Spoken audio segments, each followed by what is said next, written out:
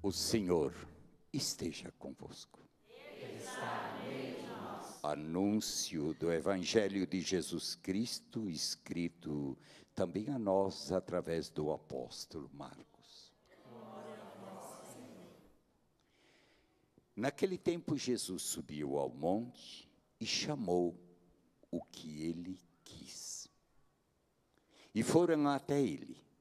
Então Jesus designou 12 para que ficasse com ele e para enviá-los a pregar. Com toda a autoridade para expulsar os demônios, designou, pois, os 12. Simão, a quem deu o nome de Pedro, Tiago e João, filhos de Zebedeu, aos quais deu o nome de Boanerges, que quer dizer filhos do trovão, André, Filipe, Bartolomeu, Mateus, Tomé, Tiago, filho de Alfeu, Tadeu, Simão o cananeu e Judas Iscariotes, aquele que depois o haveria de trair. Estas são para nós hoje palavras da salvação. Glória a vós, Senhor. Sente-se.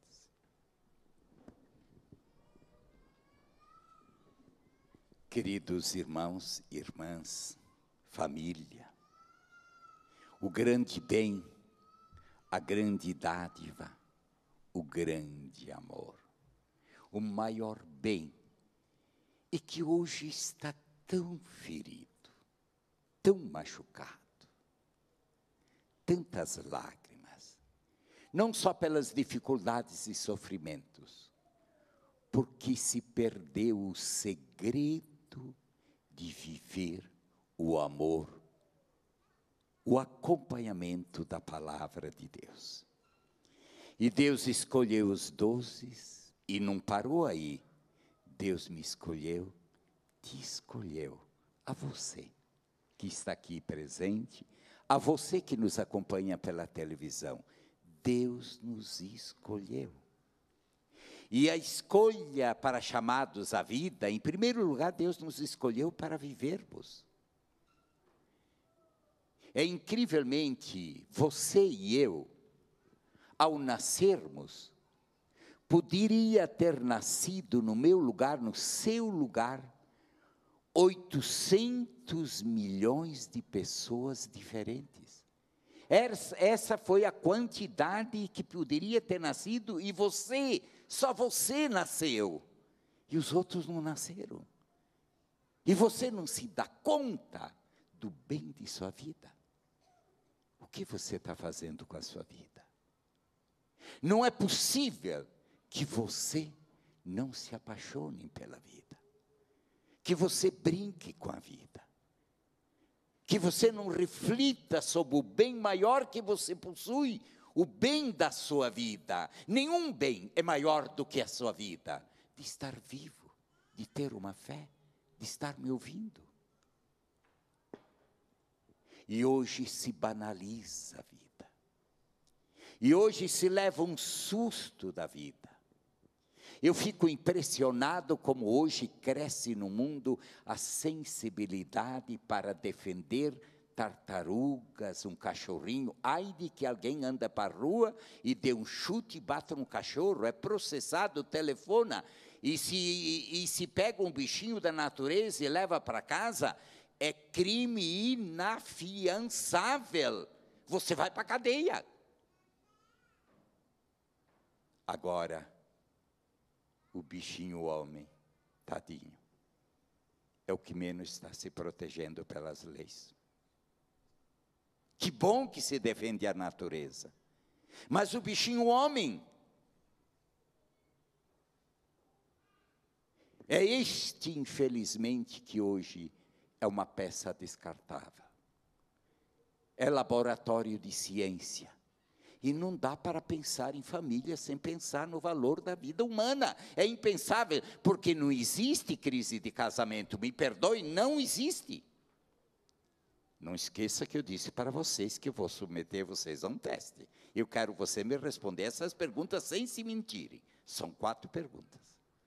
Volte para casa, responda, questione-se e tem que ver o que é que a vida nos ensina com 4 perguntas, que foram feitas para poder descobrir por que o mundo de hoje está tão doente, tão agressivo, por que as famílias estão mal, por que tanta droga, por que tanto crime, por que estamos com medo de andar pelas ruas que poderíamos ser assaltados, por quê? Todo mundo vê a situação, mas ninguém tem a coragem de se perguntar pelo porquê que isso acontece. Isso não acontece em vão. É algo que foi plantado, é algo que é cultivado. Nós estamos cultivando o que plantamos. O que a sociedade ensina, o que na escola se ensina, na faculdade se ensina. Infelizmente se ensina a construir um edifício, mas não se ensina mais um ser humano a entender a vida. A vida não é assunto de aula, é carola. No dia em que as coisas e os bens merecerem mais tempo do que o ser humano, estamos no caminho da morte. Estamos no caminho de aniquilar o mundo. No dia em que damos tempo para as coisas e para os bens, e não damos mais para a vida. A humanidade está perdida, perdeu focos. A primeira liturgia de hoje, a palavra. Nós não podemos falar de família sem falar a palavra. Eu jamais pregaria, jamais faria as 4 perguntas, afastando-me do Evangelho. Porque a missa não é lugar para fazer palestras. A missa é o lugar para anunciar o projeto de Deus. A palavra de Deus. E eu não vou trair. A liturgia de hoje, na primeira leitura, aos Hebreus, a carta sacerdotal, onde Jesus escolheu os 12, e nos 12 escolheu a igreja e nos escolheu, porque Deus nos escolheu desde sempre, nos chamou à vida, e Jesus nos fez filhos, filhas, herdeiros e co-herdeiros da eternidade. O nosso destino, isso é o sentido da nossa vida. O sentido de nossa vida não é o tempo é uma passagem rápida. A razão maior de nossa vida é a casa do Pai. É para isso que Jesus veio. É para lá que caminhamos. Nós não somos donos de ninguém, você não é dono de ninguém. Todos pertencem a Deus, hoje ou amanhã. Nem as pessoas que você mais ama lhe pertencem. As entregamos. E por isso é importante entendermos a primeira palavra, liturgia. Aonde aos Hebreus o apóstolo Paulo fala que Deus sempre estabeleceu uma aliança. O nosso Deus, o que é estabelecer uma aliança? É um contrato, é uma parceria. Porque no dia que vocês dois se casaram, eu começo a ver o jovenzinho de hoje, começa a namorar uma semana, já põe uma argolezinha aqui e diz, a primeiro momento, nós já temos uma amizade, depois vem o noivado. Por que se põe uma aliança? Que significa um contrato de vida, uma parceria, um juramento de 2 pessoas caminharem juntos. E a parceria é muito difícil. Na hora que um homem e a mulher entregam a aliança e leva no dedo, diz assim, querido, querida, eu te prometo fidelidade na alegria, na tristeza, na saúde, amando e te respeitando por todos os dias da minha vida, e não só enquanto eu gosto de você, não só enquanto você me bajula, não só enquanto você me dá as coisas, não, eu estarei com você, aconteça o que acontecer, eu nunca te deixarei. E se isso não está claro em você, você não entendeu Deus. E você não tem o segredo da felicidade. Você está no caminho errado. Deus estabeleceu essa aliança, a palavra aliança, um contrato. Um contrato e a primeira aliança que nós sabemos foi com Noé. Depois da destruição do dilúvio, Deus mostrou, quando terminou a água do dilúvio, saiu uma pombinha e trouxe um ramo verde e um arco-íris, e Deus decidiu não destruir mais a humanidade. Eu farei um impacto de nunca mais aniquilar o ser humano. E se há tanta humanidade, tanta gente sendo aniquilada, não é porque Deus rompeu o contrato foi rompido por nós, porque quando nos afastamos do caminho de Deus, geramos a morte. Não é Deus que falhou, é nós que falhamos. Aí ele faz um segundo contrato, ele fez com Abraão, depois ele voltou a fazer, fez com Moisés uma aliança estabelecido, cuja norma para viver essa aliança são os 10 mandamentos. Os 10 mandamentos são o estatuto para viver a cidadania cristã. Isto é, o Brasil tem uma Constituição, pena que não se obedece. Na Constituição se diz que todas as pessoas são iguais, todas as pessoas têm o mesmo direito, ninguém pode ser excluído por raça, por cor, por classe. Entretanto, olha os hospitais, olha a rua, olha a nossa estrada, olha o que está aí. Mentira, traímos. E não foi Deus que traiu, nós traímos. O que está aí, a culpa é nossa. Não digo sua, mas nossa, de nós todos. E quem sabe de muito de nós cristãos, que ainda somos 100 milhões de brasileiros, mas somos tão medíocres, em parte como o comum de quem nunca teve fé. Roubamos, falsificamos, traímos, fazemos o que queremos e dizemos que somos discípulos de Jesus. Se nós somos só católicos, mais de 110 milhões, com todos os irmãos de fé, somos 145 milhões. Se todos os brasileiros que dizem que seguem Jesus levassem a sério a aliança do 10 mandamentos, nós mudaríamos o Brasil numa semana. O problema é seu, tome consciência. A ruptura está do meu lado. É que eu sempre penso, é o outro que tem que mudar, nunca eu. É o outro que tem que ser bom, eu não. É o outro que tem que ser justo, eu não. Isso é, o jeitinho é para todos. De cima a embaixo. Rompemos a aliança. Deus não. Não vivemos os 10 mandamentos. Não viver os 10 mandamentos é romper o contrato da primeira aliança. Mas a segunda aliança, e essa é proclamada na leitura de hoje para ser saboreada, meu Deus do céu. Eu farei uma nova aliança, e essa nova aliança não será somente feita por leis, por 10 mandamentos. A nova aliança, eu a esgravarei no coração. A nova aliança é essa: eu serei o teu Deus, tu serás o meu povo. A nova aliança não é um código de lei, não são os 10 mandamentos só, também. A nova aliança se chama Jesus. A nova aliança é um Deus que nos apaixonou tanto pela gente, que nos amou tanto, tanto, tanto, que não sabendo mais o que fazer, deu seu próprio Filho, e Jesus derramou sua última gota de sangue na cruz, para nos salvar e restituir. A nova aliança custou um preço caríssimo para Deus. Como diz São Pedro na primeira carta, capítulo 1, versículo 18, se não me engano, diz assim: vocês esqueceram de que vocês não foram resgatados por ouro, nem por prata, nem por nada, nem por fortuna do mundo. Vocês foram resgatados pelo precioso sangue do Cordeiro vivo, que deu a vida, derramou a última gota na cruz para te salvar. Quem nos amou assim? Quem? A nova aliança é uma aliança que prefere a morte do que trair. Aonde não se dá a vida, se dá o sangue. A última consequência é o amor sem limites. Eu haverei de gravá-la no coração. Se ela não está gravada, a culpa não é de Deus, é minha, é tua, é nossa. Porque a gente não acolhe. E queremos falar em família sem esse fundamento. Aí vem o Evangelho, e Deus nos escolheu. A família não é uma circunstância. Incrivelmente, dezena e dezena eu vejo de cristãos que até hoje ainda diz: família é tudo, família é tudo. Basta alguém se encontrar e dormir junto, é família. Família, que mentira, não é. Não é família, é um contrato, que devemos até respeitar, mas não diga que é família.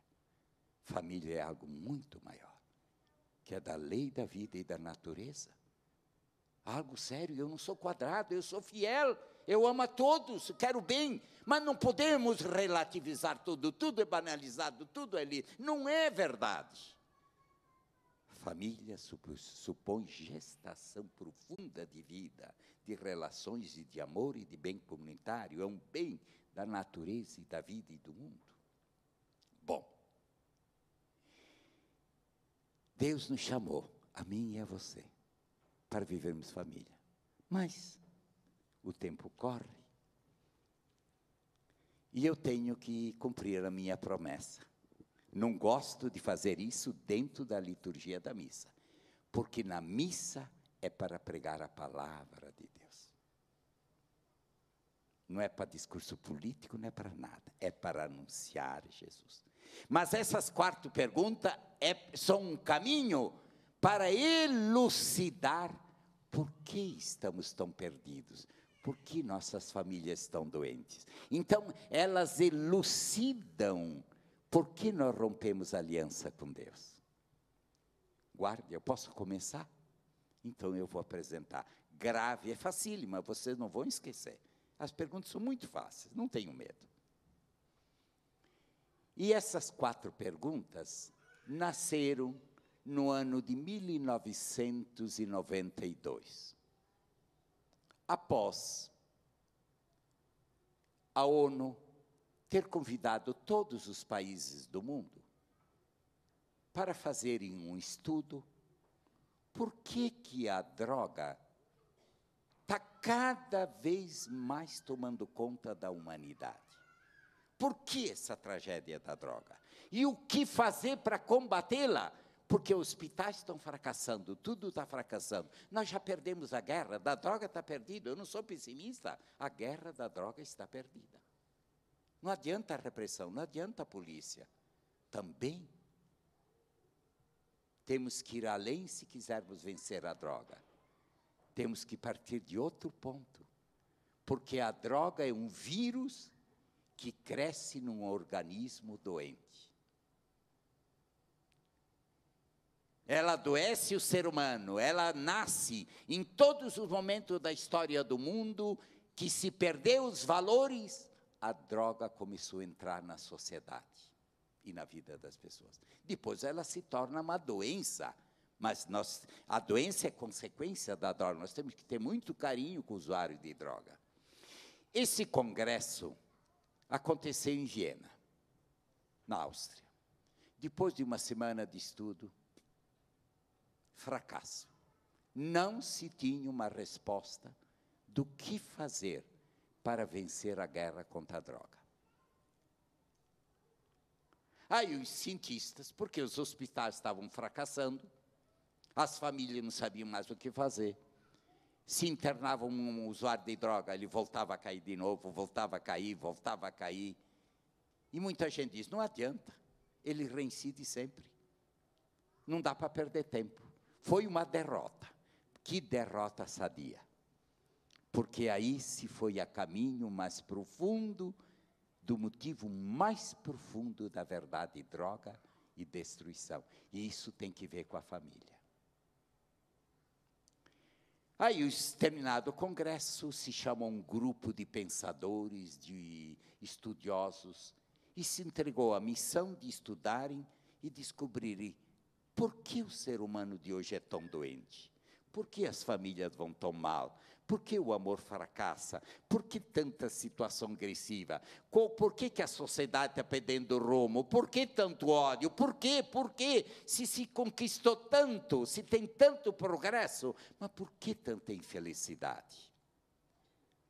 Os cientistas decidiram fazer um estudo com 4 perguntas. Durante 2 anos pelo mundo inteirinho, com um grupo de pessoas. Só que ao fazer essa pesquisa, eles decidiram fazer a mesma pergunta que se faz para o ser humano, se fez para o boi, se fez para o leão, se fez para um porco. A mesma pergunta.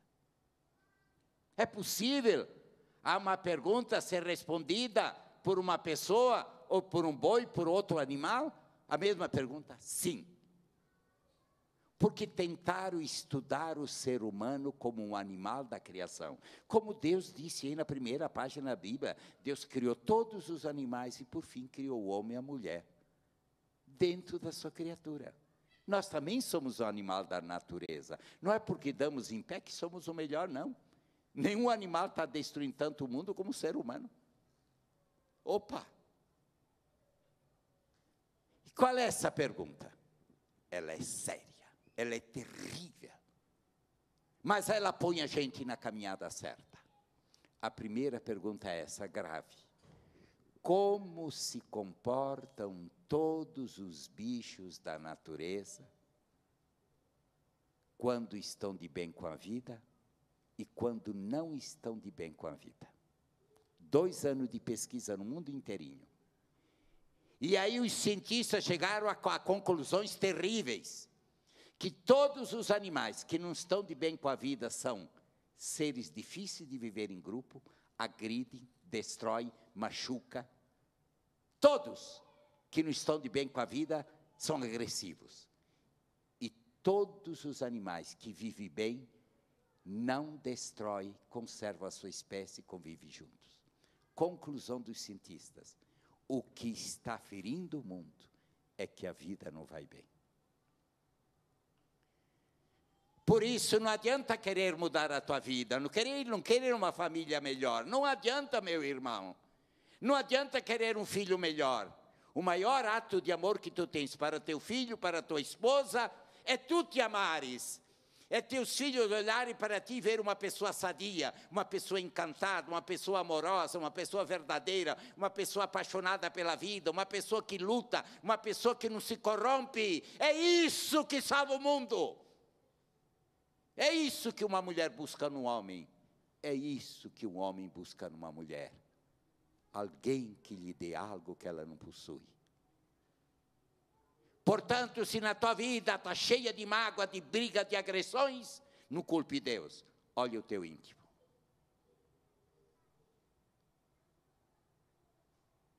Olhe tua vida. Comece por ti. Converta-te. Mude. O maior ato de amor que dou a Deus é um ato de amor comigo próprio. Aqui tem um casal de 30 anos, vocês têm filhos? Não está? Ele está por aqui, não sei se veio. Deixe, depois eu falo. Vocês têm filhos? Se um filho de vocês chegasse para você: papai e mamãe, por que vocês não me abortaram? Por que vocês não me mataram? Eu não sou feliz, eu não gosto da vida. Vocês estariam contentes? Vocês não estariam tristes? Vocês não se sentiriam ofendidos? Como é que você quer dizer que você ama a Deus, se você não leva a sério a vida de vocês? Você acha que Deus está contente? Com uma vida medíocre, com uma vida falsa, com uma vida que não ama? Jovem, como é que você quer um casamento feliz, se você não se torna uma pessoa reta, pura, autêntica? Não engane, não traia seus filhos. O primeiro ato do amor é mudar a vida. Então Jesus tem certeza. A salvação do mundo vem por salvação de pessoas. E nós sabemos disso, que uma pessoa boa começa a mudar o mundo. E uma pessoa má começa a fazer mal ao mundo. Sabemos disso. Então a pergunta é séria. Vamos respondê-la? Comece a fazer essa pergunta para você e descobrir por que de tantas brigas. Por que de tantos desencontros? Por quê? Quem sabe? Você precisa mudar sua vida para pedir mudança do outro. Segunda pergunta, é mais séria ainda. Outra, eu não quero perder tempo, senão o horário come. E é facílima a segunda pergunta, mas é mais séria que a primeira. Como é que se comportam todos os animais da terra quando estão com fome? Todos os animais da terra, quando estão com fome, buscam comida. Alguns colhem uma comidinha para comer no inverno, abelha, uma formiga armazena. O único animal da terra que pega mais do que ele precisa é o bicho-homem. É o animal mais desgovernado da criação. Rouba até daquele semelhante. 10% do mundo, dos homens do mundo, possui 10%. Possui 76% da riqueza do mundo, está na mão de 10%, há bilhões e bilhões na mão de pessoas. Olhe no Brasil, olha a política, olha a nossa. Roubar 50, 70 milhões e não tem nada. Agora o coitadinho que roubou a galinha está na cadeia. E todos nós passivos, não fazemos nada, não rompemos, fazemos silêncio, vamos para o carnaval, apaga tudo. Ai de um povo que se cala diante da injustiça. O cristão que não protesta contra o erro, não entendeu Jesus. Nós não podemos aceitar a injustiça. Que tristeza. Todas as espécies buscam a comida. E aí se estudou o leão. O leão anda catando, correndo, pega a presa, a leoa mais rápido do que o leão, né? Abate, traz a sua presa. O leãozinho vem e come. Uma vez comido, vira lá de papo para cima, depois vem a lhema, o abutre, todos os outros animais para fazer o banquete. Você sabe dividir um pouco da comida que você tem?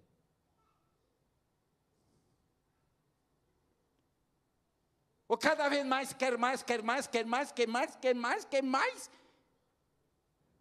E há milhões morrendo de fome. Que bom ter segurança. Mas será que nós não estamos destruindo a natureza, a vida e a criação? E pensando que aí está a felicidade? Essa é a proposta do mundo, que é tão perversa, como perversa é outra.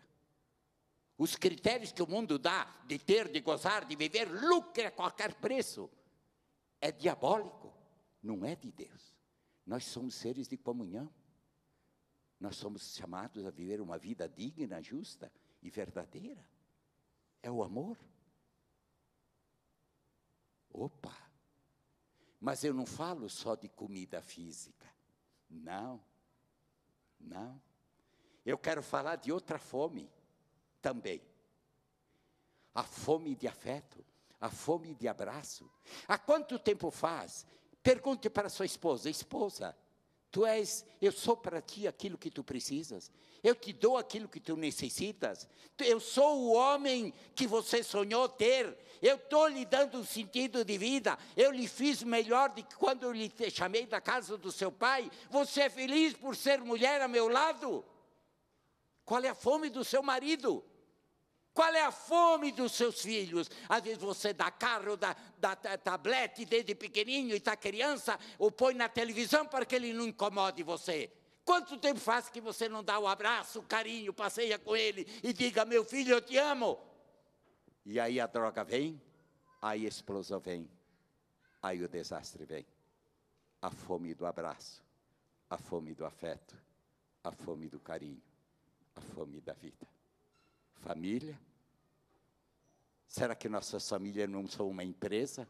Eu não sou contra o dinheiro. Que bom se tiver aqui um industriário, louvado seja Deus, tenha sua grande indústria, mas sinta que você é um cidadão do mundo, que você está fazendo bem ao mundo, lucre para fazer esse mundo melhor, mais feliz, para que todo mundo tenha emprego, que lindo!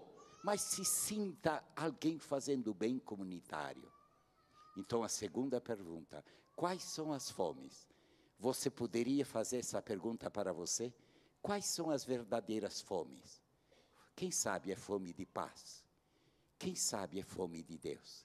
Quem sabe é fome há muito tempo de dizer, eu errei, papai, me perdoe. Eu errei, esposa, me perdoe. Quem sabe há muito tempo você espera o carinho e o perdão e só recebe ódio.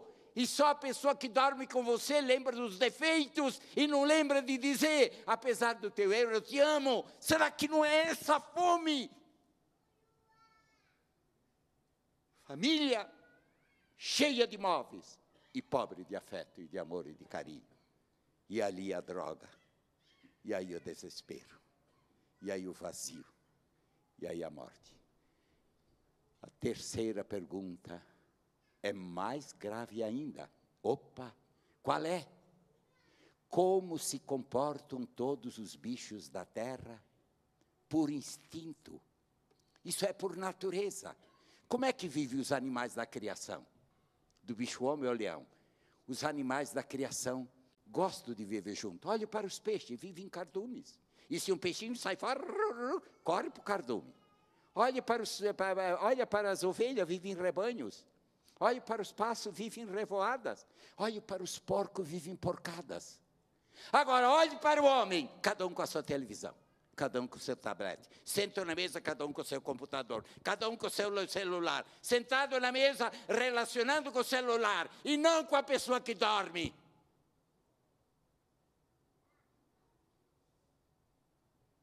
Quando o ser humano se isola, é sinal profundo de uma enfermidade gravíssima do amor.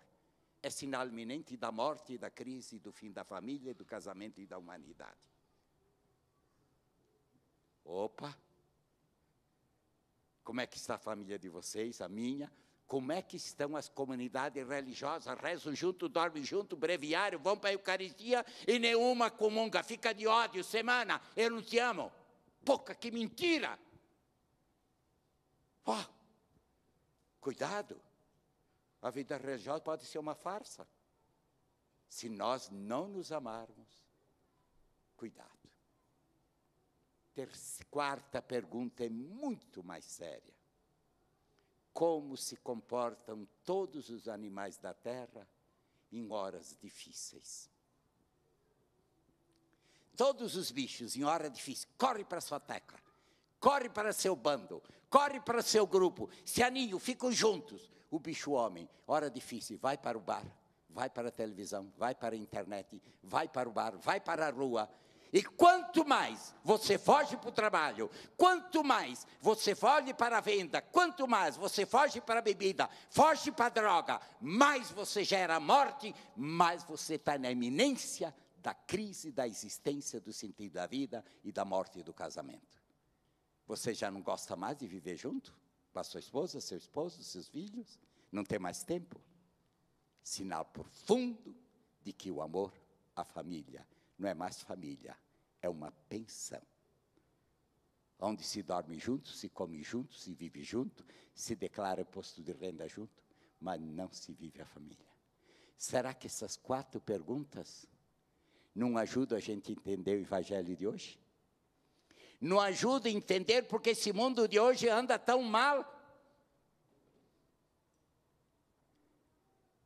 Como é que se comportam dos bichos da terra quando estão de bem com a vida ou estão de mal? Como se comportam quando estão com fome? Como se comportam por espécie? Gostam de viver juntos. Como se comportam em horas difíceis? Busca o grupo. Nas horas difíceis, é a tua esposa que tu procuras? É o teu esposo que procura? É teu filho que procura? É teu papai que procura? Ou nas horas difíceis você banca e diz, ninguém fala comigo? Cala-te. Se você não partilha também a dor, se você não tem a confiança de buscar sua esposa, seu esposo, para poder dividir, me ajude, o seu casamento será difícil de se manter. Será um contrato, mas caminhará, infelizmente, para a tristeza. Porque família é partilha, não é não ter problema, é dar-se as mãos, é comungar, é ajudar-se. Família. Família. O bem de Deus, o sonho do mundo e da vida. Que Deus, família eterna, desperte em nós, que nos dê a graça de hoje à noite, aonde estivermos, aqui, ou lá em casa, ou na praia, fazermos uma reflexão. Meu Deus, por que agrido tanto? Por que eu não falo do que eu sinto? Por que eu estou me isolando? Por que nas horas difíceis, em vez de buscar a esposa, eu tenho medo? Porque se eu falar isso, eu apanho. Aí filho não fala que está na droga, pai não fala, porque se eu vou falar, em vez de receber o abraço, eu recebo vagabundo. Tu não presta. Eis a razão. Perdemos a ótica de Deus, que veio nos abraçar nas horas difíceis para nos salvar. O amor que não se apaixona pela ferida do outro, nunca é amor, é só egoísmo. Porque é amar aquilo que eu quero e não aquilo que Deus quer. Família é assumir o outro na sua alegria e tristeza. E se eu descubro o defeito do outro para dizer, Eu estou aqui para te ajudar. Me deixa te salvar. Sermos família de Deus é virmos ao encontro daqueles que precisam para servi-los, ajudá-los e salvá-los. Não me diga que não é isso que eu busco e é isso que Deus apresenta.